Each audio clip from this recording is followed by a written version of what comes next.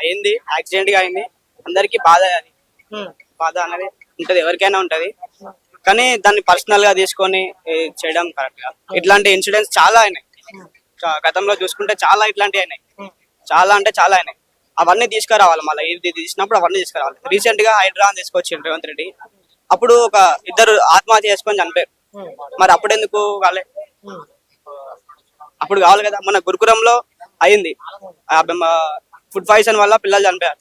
మరి అప్పుడు ఎందుకు ప్రభుత్వం సపోర్ట్ చేయలేదు? ప్రభుత్వము రేవంత్ రెడ్డి దీన్ని పర్టికులర్ గా తీసుకొని చూపిస్తుంది కాబట్టి రేవంత్ రెడ్డి పేరు ఇన్వాల్వ్ చేయాల్సి వస్తుంది. లేకపోతే రేవంత్ రెడ్డి పేరు ఎందుకు ఇన్వాల్వ్ చేస్తారు?